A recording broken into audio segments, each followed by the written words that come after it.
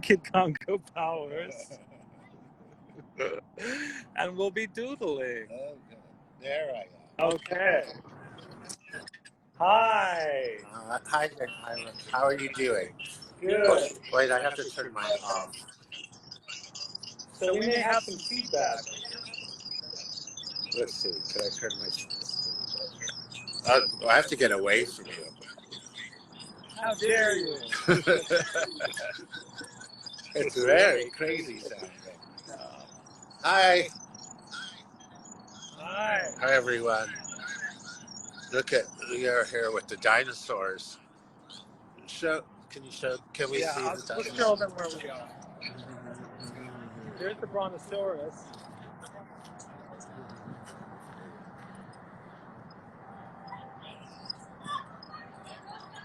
And then, he's in a Santa Claus suit. Godzilla and a Santa Claus.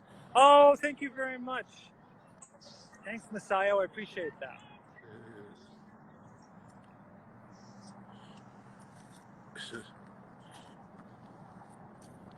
So what's going on? My reception's really bad. Okay, I think at this point we should do it together. Are you still getting all that feedback? Yes. Yes. I'm trying to turn mine off. I don't know. I think it might just happen that way. Or because we're close, Bob. Close. We need a barrier.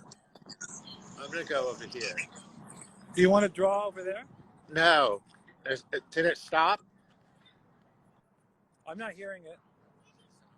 Let's see how everyone else is feeling. Do you feel like you're hearing feedback from us? Just let me know. All right.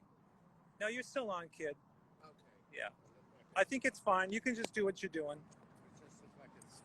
So again, if you're new to Doodle with me, this is your chance to draw with us as we doodle together. So I hope that you do. So Kid is still here with me. Oh, now he's coming back. No, someone else is joining. So Kid is still with me, but Kid, you don't have to be on it anymore. People are joining anyway. So you're on the camera there. Wait, look, see? Well, I think I have a delay, so I don't see it for a minute after you. Well, you don't even need to look at. You don't need to come over here. See, there you are. Anyway, we're taking a lot of time. Let's go ahead and get started, folks. Say happy birthday to Ryan. It was his birthday yesterday. Yay! Yay. All right. So, let's doodle. Okay. So I'm going to set it up so we can doodle together and have a little chat. All right. And you'll be able to see both of us at the same time. Okay. And please join us.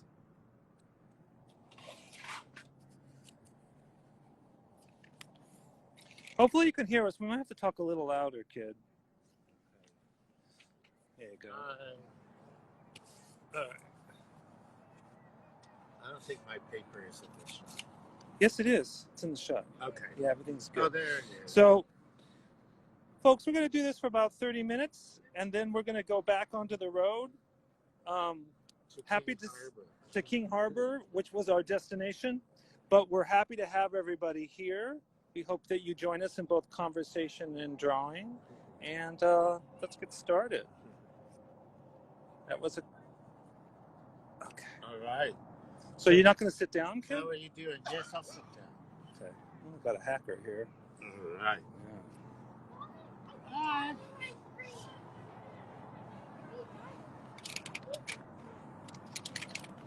So what's going on, Ryan? We got to talk. We got to talk, Ryan. How was your birthday? My birthday was good. My birthday was good. I'm still having one. I'm still having my birthday. I've been celebrating it with both family and friends. It's been really nice. Been eating a lot of cake, which is good. It's good. I like to eat cake. I don't eat it very often, so that's great. Yeah, I've been doing things I like to do. Yeah, And you've been seeing people? I've been seeing people, yeah, Yeah. definitely. Seeing a lot of friends. Seeing lots of friends. And families. Seeing lots of friends and family. Yes, we just said that. Yeah. You're distracted by your own phone, kid. I know. Should I turn it off? Well, you're not really on it, so I think it's fine. I think people are still watching us. All right. Yeah. So I'm not going to look at it anymore. Yeah. Just Okay. look at your. Yeah. Anyway, so kid, are you feeling like now that the tour is over, you feel like you have a little more time, or has it been? I've had no time since the tour ended. Tour doesn't end when the tour ends, for me at least. How is that? There's a lot of loose ends and things like accounting, admin. There's a lot of admin going on, and not the magic stuff. And not magic stuff, but the things necessary for us to make the magic. Yeah. There's a lot of planning and a lot of production that goes into it. And one thing I think people don't know is people assume that if you're on tour that it's all just like arranged for you, but you actually do all of the arranging. Yeah, well, I mean, I have a booking agent, and then who lives in San Francisco, but it's in Mexico right now, Todd, and then we have, me and band members are delegated to take certain tasks. Everyone chips in, and it's always the way we've kind of done it. We don't have a manager. This time we didn't have a tour manager. Yeah. So So you kind of stepped in as a tour manager, and then also too you drive, and then your bandmates drive too. Yes. So it's a lot, and you're also driving on this trip, which is a lot. But I thank you because it was my birthday, and I end up like at home the whole time while you go out and on a tour, and so I guess I needed to feel like I could have an adventure too. Yes. Well, we're going to LA to see some friends in a performance that I'm excited about. Yeah. Yeah, good. I'm excited to see this performance. I know some of the characters, and I've heard of other ones, but you have a little bit closer. Well, ties to some of them. We both lived in LA at the same time. Yeah. But what the performance is? How do you? It's called Wooden People, and it's created by I think I'm saying this right now, Bustamante. Yeah. And there's a lot of people from the LA performance scene that are in it, which is what I used to be part of. So I know some of them, and I'm excited about that. And it should be a multimedia extravaganza. I'm looking forward to it. Yeah. Yeah. I mean, I don't know. I don't know all of these people. I know a few. I think Michelle Carr is in it. I think so. And I think Ron Athey is part of the film. Right. Bit. Right. And those are people who are friends of mine. And we were saying that we both lived in LA, and LA is not that big of a place. But we both, although it is big. It's a giant. But I mean, I'm saying in terms of different scenes, it's small, and especially when we both lived there, we could have easily ran into each other, but we never did. Yeah, in the 80s, 90s. Yeah, so it's a different time. But what else can we talk about? I don't know. The traffic is terrible. Traffic is terrible. Living in Tucson, it gets spoiled. With no traffic. Like if you're held up for 5 minutes, it's an outrage. Right. We're like out here in Cabazon. Cabazon is where we are. Cabazon. Say it right.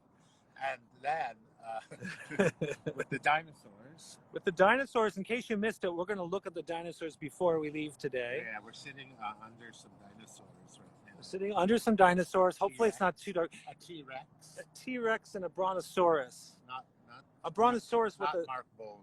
Yeah, a Brontosaurus with a window in its belly, and it looks like glowing eyes. It's pretty cool. Yeah. And then we have a full moon behind us. As well. Yeah, so we are. I see a big star over here. And there's a big star over here. Oh yeah. And a Shell sign and a Burger King sign, which is great. So what else can we? Well, one of the things that's also I was thinking about is like when you live in a big city, it makes sense that there's stars. You know, there's celebrities, there's people who have big personalities and myths around them. But I was thinking, like, what about the people in small towns? Like, is it the same kind of thing? Yeah, there's big people. There's big people with big personalities in small towns. They just get known through gossip instead of social media, right? I don't know what you mean by that. I mean, I guess I was thinking about, like, what does it mean to be celebrated as a person? And like if you're in a big city, a lot of times there's all these like media around you that will celebrate you. Oh, I get it. And when you're in a small town, your community celebrates your community kind of celebrates you. But see, I'm in the small town, even though I go to a big city. You know, Hollywood is not celebrating me. But the same way they are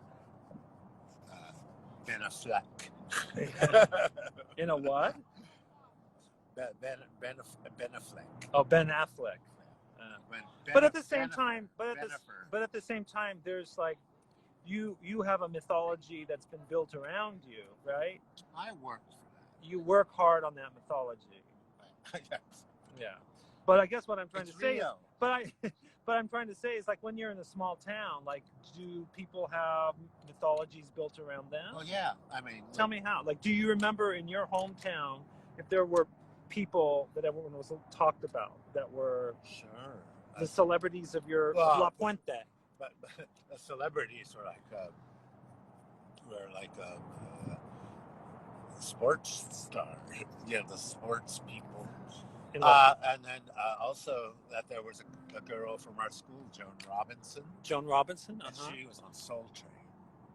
And that was a big deal. It was to me. I thought that was the height. Oh, she was on Soul Train. Which one was she on? Which one was she on? Which one on? So Soul Train, for some of you, was a dance show, probably 70s, 80s. Yes. And it was it catered to African American and soul music. Soul music. Anyone who listened to soul music. The Sound of Philadelphia was the theme song, TSOP. And they had amazing dancers and the famous Soul Train line. That's right. Look at it. The amazing artists. Everyone was on that. Oh, you mean the music? Everyone. Yes. Yeah, the live or not live. But you were saying that you knew, but in your hometown, someone was famous for being on Soul Train. Yeah. Can you tell me more about that? Like, was she on all the Soul Trains? No. Oh, she just sometimes. Okay. A couple times, but she. But her fame was secured in Bassett High School. Right. Being on Soul Train. Actually, her fame was secured in my book. Okay. In my personal Hall of Fame. So there's like celebrities that everyone agrees are celebrities, and then there's celebrities that are like your personal celebrities, just that that only you know. Yeah. I mean, I have many of these celebrity heroes, and no one knows who they are. And some of them are musicians, artists, just freaks of nature. That I say that in the best possible way, in a complimentary way. People who are misfits, I mean, that's all the things I like about myself. Yeah. I wonder if, like, mainstream celebrities, if there's a trend going more towards misfits. I mean, you kind of have to have something going on with you in order to work really hard on being an entertainer, or there must be something that drives you, that makes you. There's something really wrong with you. Was that were you and I talking about how, like, you have to be unhappy to be an artist? What was that about? No, we said you don't. You don't, like, if you were, yes, like if you were happy as an artist, your work might get basic. Yeah, might become too conventional. But we decided that wasn't true. David Lynch says it's not. And David Lynch says he it's thinks not true. Actually angst and Angst is overrated. No, that is very bad for art. That is stifling, and it doesn't let the creativity flow. Right. But you know, but that doesn't mean that it doesn't. I mean, it doesn't mean that your art won't be about that. Right. It is more about how the process could work for you, a person, like personally, or for him personally. Like really, yeah. That not. But that, like, so for me, I struggle with making art, and I've tried to find ways that it's the most comfortable for me. But then sometimes I do worry that my art isn't powerful enough or moving enough, or it never is enough. Yeah. Right. You don't feel like it ever is? For me. Yeah. Is that perfectionism, or what is that? Yeah. I mean, I think it's kind of good. It keeps you in check, and also keeps you striving to do something more, or to change course, or to do, so to be too satisfied with your process as an artist might not necessarily. Yeah, if you become self-satisfied and smug. my paper's flying away. Let's see how we're doing here. Hi, everybody. Thanks for continuing to join us. We are outside in Cabazon. Is that what we say? How we say it? Cabazon. Cabazon, which is actually where the dinosaurs from the movie Pee Wee Herman are. They moved them from Hadley's Date Shack, where they were originally, to another place. Yeah. But we discovered where they were on our way to the beautiful, glamorous. They've probably been here for years, but we've lived on the East Coast. We just never knew. Yeah. We're rediscovering our roots. Do you feel like that your roots are in LA? Sure. Do you feel like deep down inside you're an LA person? Yeah. Even when you lived in New York for so long? Yeah, I'm an LA person, and I'm a New York person. I'm a Berlin person. So you're a person of the world. And I'm almost a London person. Do you still want to be a London person now that they're so separate from Europe? Sure. Because I love my London friends. Right. And that's worth more than any... that's right. Nationality. I am not a nationalist for anyone, anywhere. Right. I think that's is very good for me to live outside where I grew up and experience a different culture. Yeah. And that nationalism is not a good thing for me or anyone else. Why do you think people would need to believe that their country's amazing in order to live in it? You want to feel proud of where you live. Yeah, of course, there's pride. But what is your pride based in? Well, that's the question. There are many things to be proud of in this country. Our freedoms, a bit, and it's so big and sprawling. I'm very proud to come from somewhere where the Native Americans are the true people of the land. Right. And I'm very proud of that. Right. That makes me a source of pride. Amidst the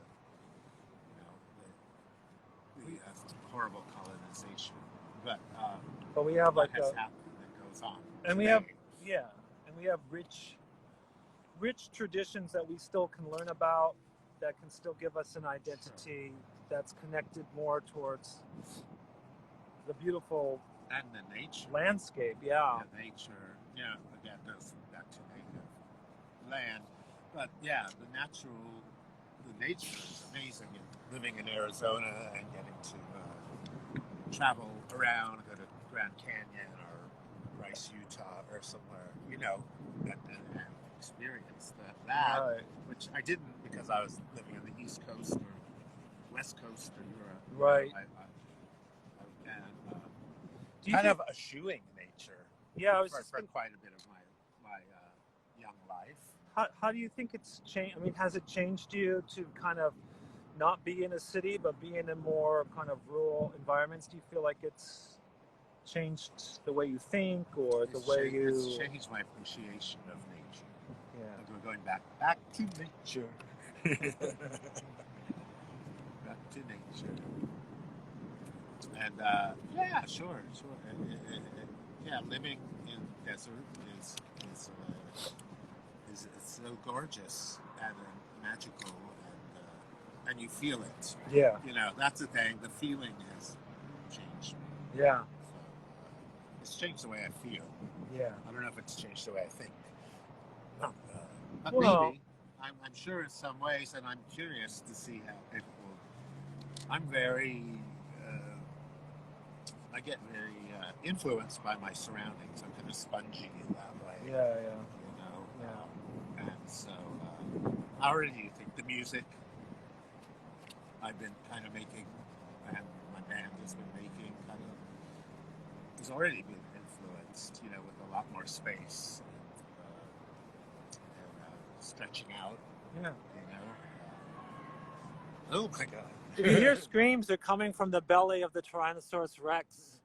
In fact, it's because the Tyrannosaurus Rex is hollow, so people can go in there and I guess scream. The young people love to scream. They love to scream. They got to get it out, baby. I love screaming. You like? That wasn't a scream. I know. It was a cartoon bubble of a scream. That was a cartoon bubble of a scream. That was a Kathy cartoon version. Yeah. What else is going on? I don't know. I mean, we've been focusing on lots and lots of details to get to places to do things and then to go back home and to focus on more details. Yeah, well, we got a new cat. We got a new cat. And first time we're leaving. I know. We left our cat for the first time. With the cat sitter. With the cat sitter. Cliff. Cliff is the cat sitter. And now, but it's the first time we've left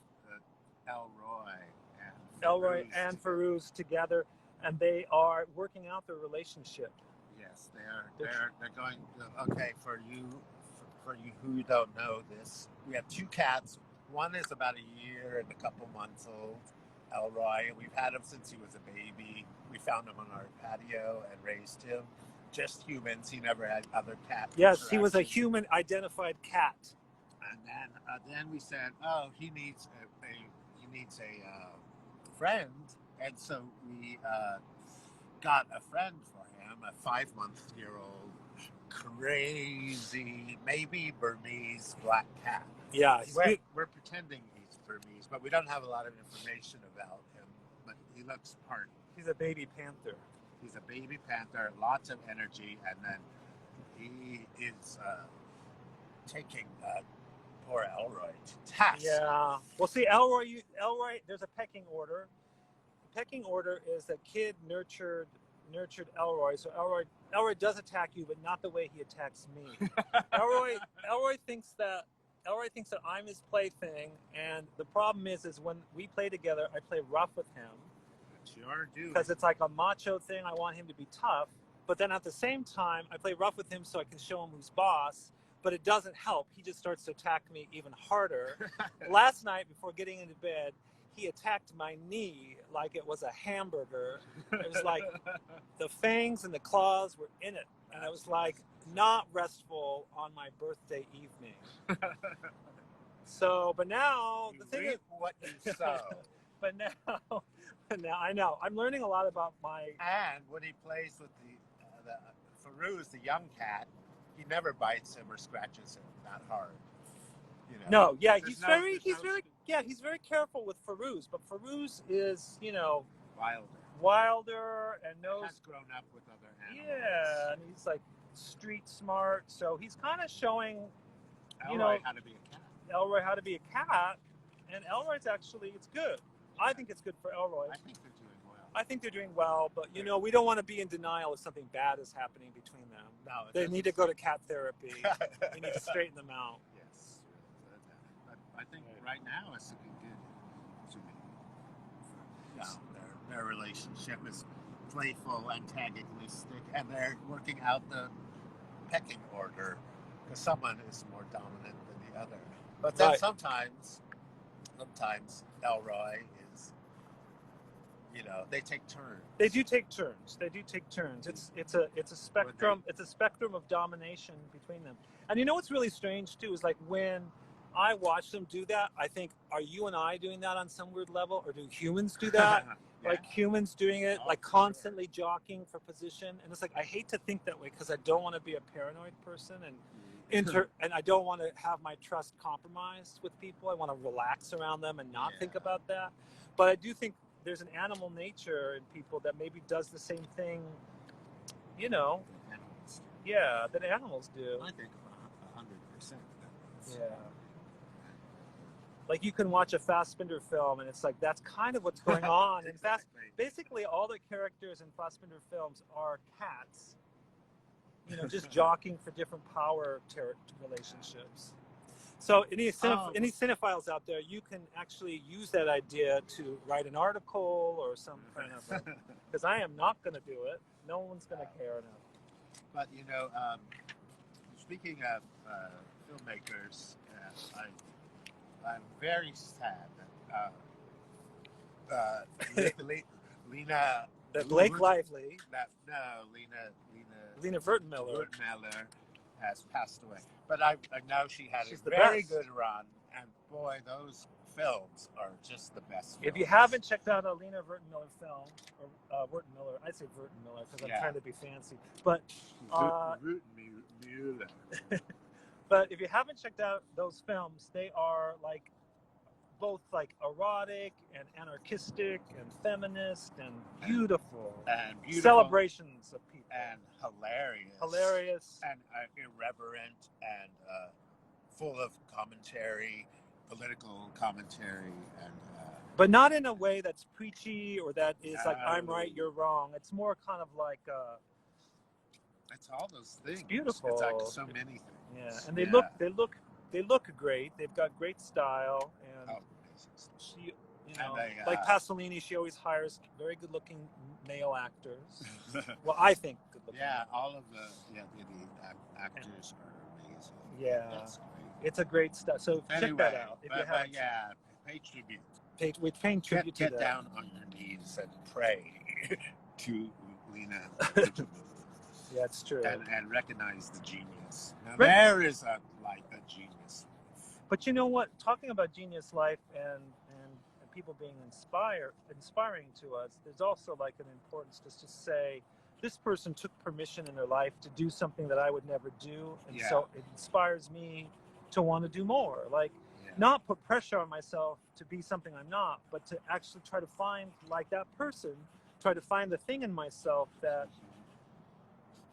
that's unique enough so that I can help other people find out like what their unique thing is, maybe. Yeah, exactly. Well, I think you do that as a teacher. I know, and I think, but I think teachers are annoying, and I'm annoying when I become a teacher. I know. I have met your students, and I know how they think about you, and I really adore you. Well, anyway, thank you very much.